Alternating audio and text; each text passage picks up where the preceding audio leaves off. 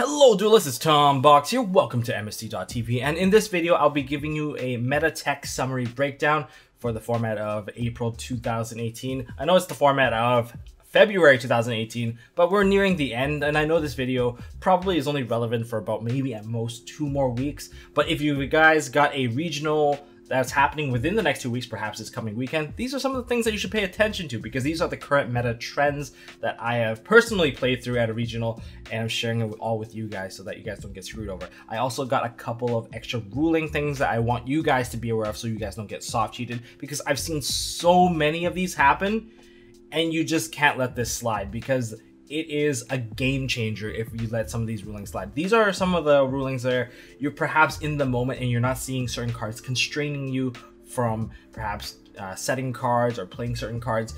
These are the ones I want to make sure you guys pay attention to. But without further ado, let's go into this list. And some of these you might not have an answer for, and I'll probably just go over the mentality of how to deal with it and just don't get tilted. So the current metagame decks are Pendulum Magicians, there's Trickstars, 60 card Dinosaur with zombies, there's 60 card Lightsworn zombies, and whether or not you're playing Shaddolls, that's a different story. And there's True Draco, and there's Mekk-Knight Invoke. So these are the most well-represented decks, and we're going to go over some of the techs and how to counter some of these cards, especially in the games 2 and 3. A lot of these cards perhaps will be in the side deck, but first cards first.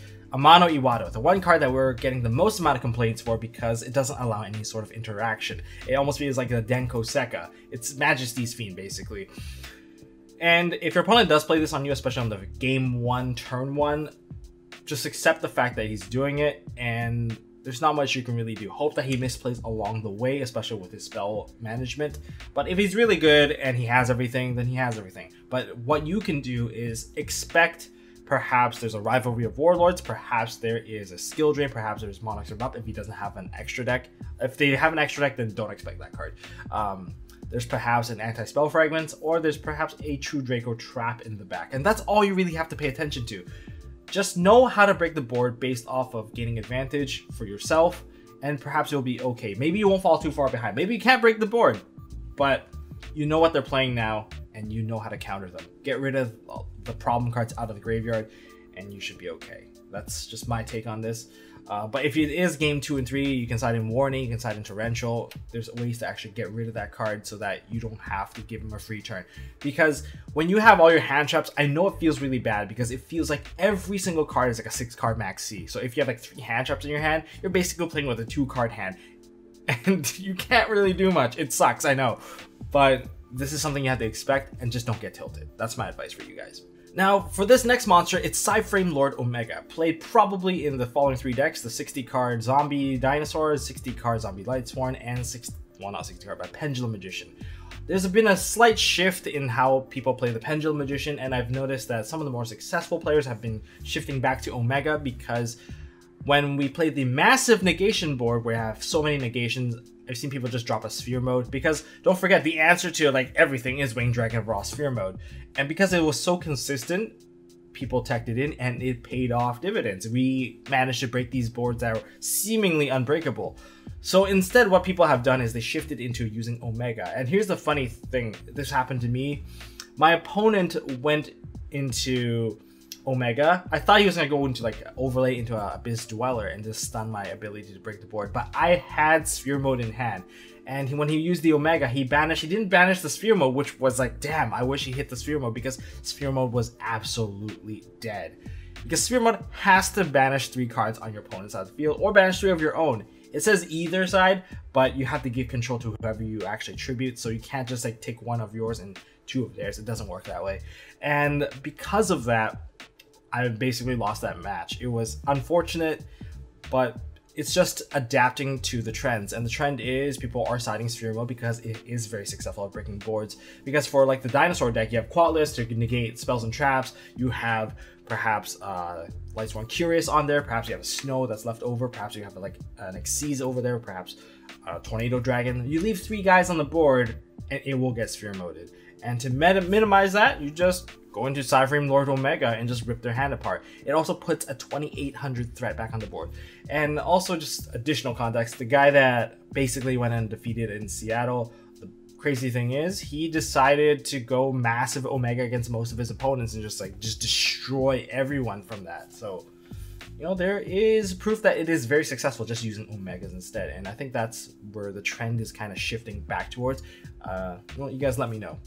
Now, the next card here is one that a lot of people swear by. You can even main deck this card if you feel like you want to go first most of the time and you are scared of hand traps, especially when you don't have the hand traps to use against your opponent. Perhaps you don't want your opponent to hand traps you. This is one of the cards. It's Called by the Grave. Exceptionally useful against Trick Stars and a lot of other matchups, because at worst it is the DD Pro.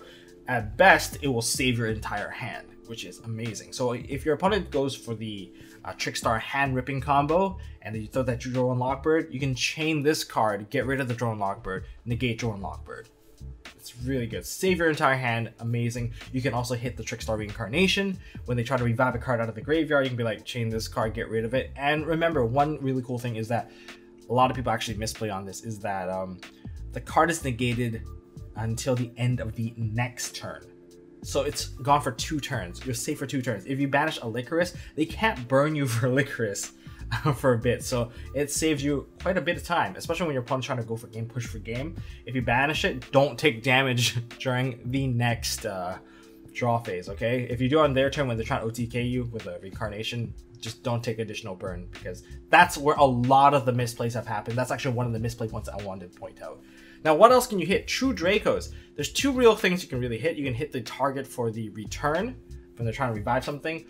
You can also just straight up kill off the Masterpiece. You don't want your opponent to have Masterpiece available, because that big body will eventually come back and haunt you and kill you. You got to get rid of it. If you banish it, it's very painful, because True Dracos don't have any ways of actually recurring stuff out of the graveyard. If they play Disciples and decided to target perhaps one of their monsters, you can use Call by the Grave and banish it, and they don't even get that extra draw, which is very useful. Also, I guess all the hand traps already mentioned, Fairy Tale Snow is one that you can force your opponent to banish additional cards. Sure, you can chain again, but if they're not ready on that chain, you can just banish it and just use it like a DD Crow. And if it's successfully banished, well, especially when you banish it early, it's even better, because they lose 1 copy of Fairy Tale Snow.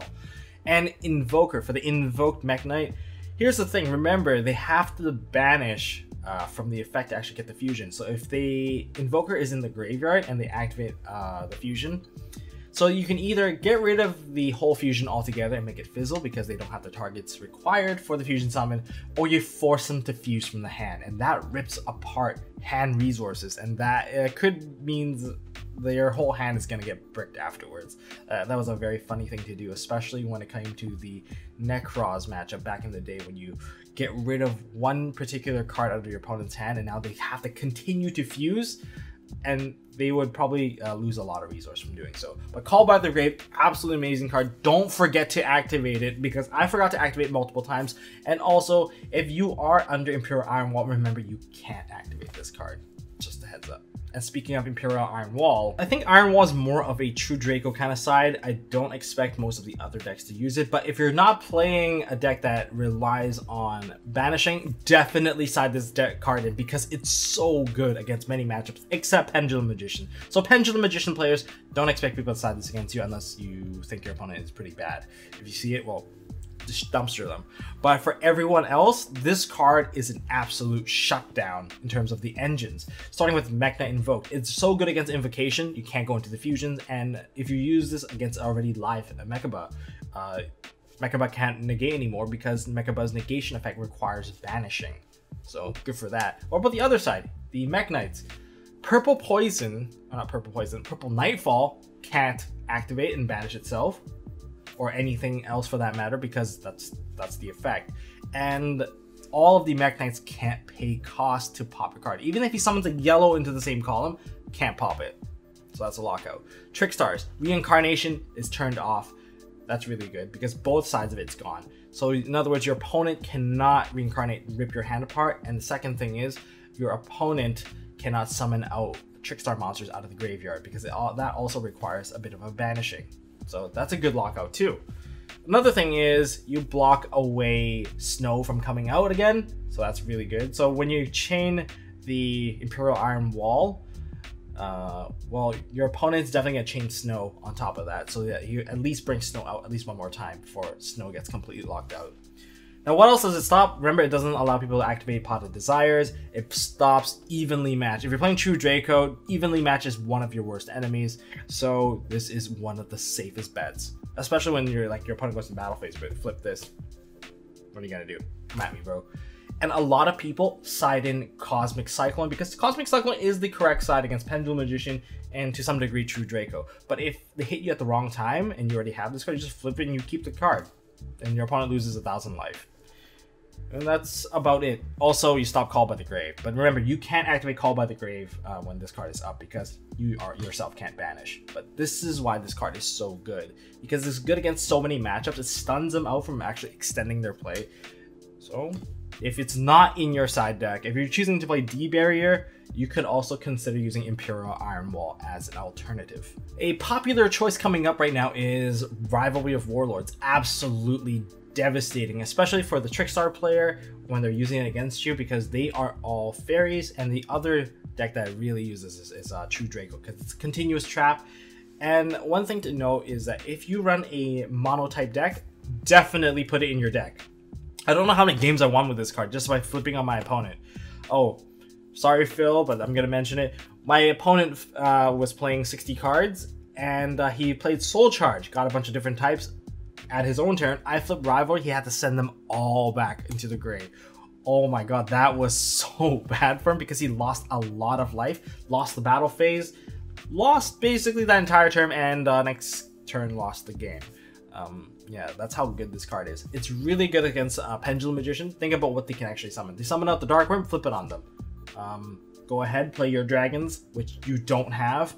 The other thing they can try and do is go into that Electromite, right? They go into Electromite and then you like flip it on them. Go ahead and try to summon your machines. Oh wait, you don't have any machines. Okay, so I guess your turn ends. And they have a handful of combo pieces. Not very threatening, I guess. Next up, there's another deck that's also kind of really devastated by this. It's going to be 60 card. 60 card, they just run way too many types. So if you're mono-type, definitely try this out. It's good going first or second. If you're first, stops the board from being developed. If you're going second, you can set it, and then during your opponent's turn, when they try to come at you, you flip it on them at the right time, and you wipe their board, saving your life. And even against True Draco, there's one thing you can use against True Draco, is that when they summon out whether or not they have an Amano in their hand. If they already have a True Draco, you flip this on them.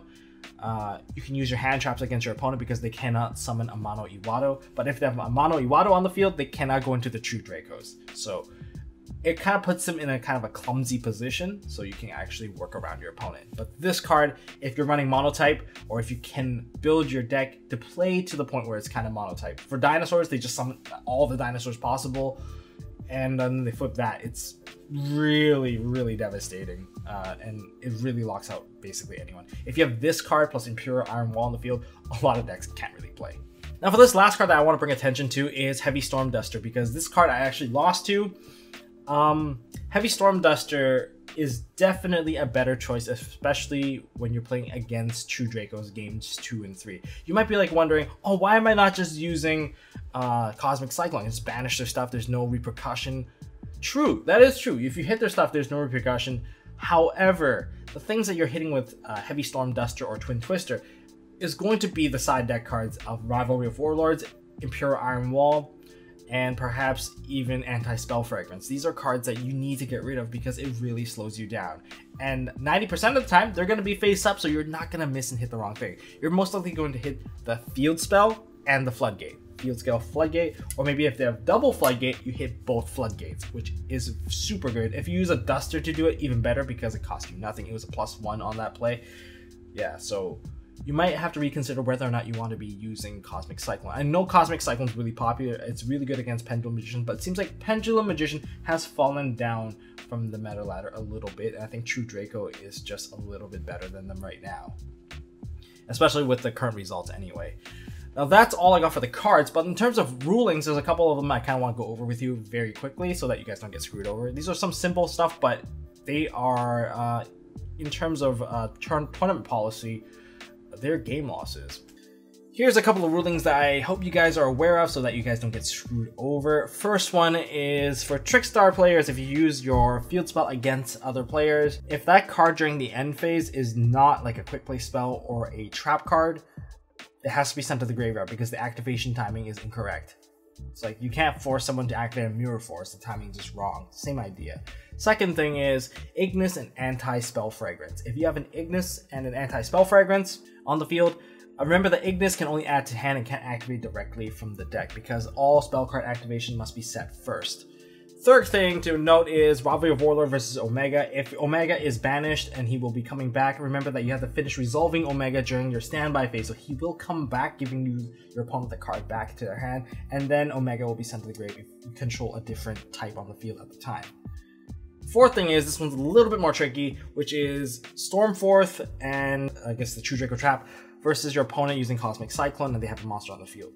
Here's the thing, if you only have a Masterpiece, you can't activate the Tribute Summoning effect. So if your opponent activates Cosmic Cyclone targeting your True King's Return, what you can't do is activate the True King's Return for the Tribute Summon and chain the Stormforth because it wasn't legal at the time. So you can't just like tribute off their dude and summon your Masterpiece and then get rid of your trap as well. It doesn't work that way because the activation would have been completely illegal at the time because you don't have enough tributes to perform the tribute summon. Alright? So in other words, that Cosmic Cyclone would have went through and then you wouldn't have been able to use your Masterpiece at all. So these are some of the trickier timings that you should be aware of, but it has happened and some people have gotten screwed over. So that's all I got for this video. If you guys enjoyed this video, hit me up with a thumbs up. If you guys learned something or just using this as like a refresh session for your upcoming regionals, well, thank you. And if you want to stay tuned for more MST.TV stuff, I got the Brandish Maiden stuff ready now. Hopefully we'll have a live duel very soon. Until next time, don't forget to hold on to MST.TV and don't forget to hit subscribe. Hey guys, thanks for watching. If you like this video, please drop us a like so we know we are doing a good job, and you can also subscribe to MST.TV for more fantastic videos by clicking on the button on the left. Don't forget to check out our partners at Imperium Duelist. They make really high quality mats, including some of my own limited edition release stuff. And if you want to check out one of our past videos, click here on the right. As always, don't forget to hold on to your MST.TV, and I'll see you next time.